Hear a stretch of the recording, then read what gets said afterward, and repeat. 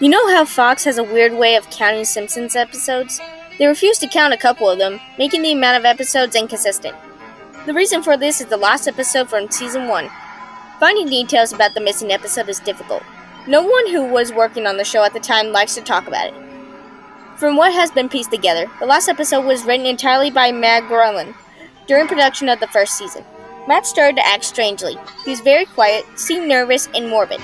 Mentioning this to anyone who was present results in them getting very angry, and forbidding you to ever mentioning it to Matt. I first heard of the event where David Silverman was speaking. Someone in the crowd asked about the episode, and Silverman simply left the stage, ending the presentation hours early. The episode's production number was 7G06. The title was Dead Bart. The episode labeled 7G06, Moaning Lisa, was made later and given Dead Bart's production code to Moaning Lisa was made later and given Dead Bart's production code to hide the latter existence. Asking anyone who was on the show about this will cause them to do everything they can to stop you from directly communicating with Matt Groening. At a fan event, I managed to follow him and ask after he spoke to the crowd, and eventually had a chance to talk to him alone as he was leaving the building. He didn't seem upset that I'd found him. Probably expected a typical encounter with an obsessed fan. When I mentioned the lost episode, though, all color drained from his face, and he started trembling. When I asked him if he could tell me any details, he sounded like he was on the verge of tears. He grabbed a piece of paper, wrote something on it, and handed it to me. He begged me to never mention the episode again. The piece of paper had a website address on it. I would rather not say it for reasons you'll see in a second. I entered the address into my browser, and I came to a site that was completely blank, except for a line of yellow text, a download link. I clicked on it, and a file started downloading. Once the file was downloaded, my computer went crazy. It was the worst virus I had ever seen. System Restore didn't work. The entire computer had to be rebooted. Before doing this, though, I copied the file onto a CD. I tried to open it onto my now empty computer, and as I expected, there was an episode with The Simpsons on it. The episode started off like any episode, but they had very poor quality animation. If you've seen the original Simpsons from some enchanting event, it was similar but less stable. The first act was fairly normal, but the way the characters acted seemed off. Homer seemed angrier, Marge seemed depressed, Lisa seemed anxious, Bart seemed to have a genuine anger and hatred for his parents.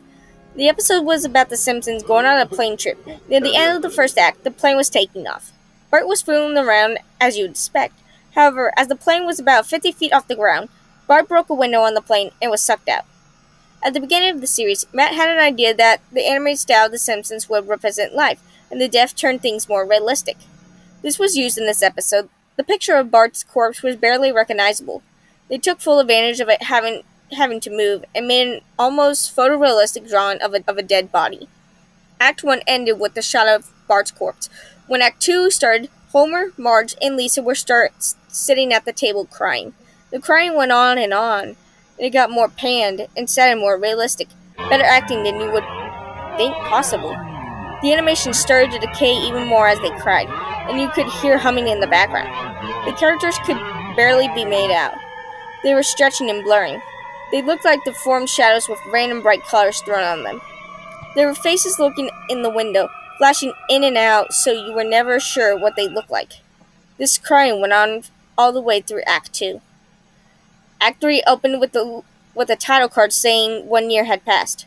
Homer, Marge, and Lisa were skeletally thin and still sitting at the table.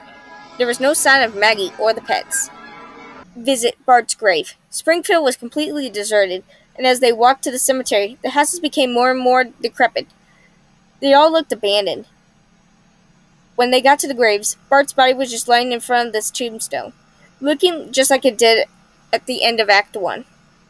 The family started crying again. Eventually, they stopped and just stared at Bart's body. The camera zoomed in on Homer's face.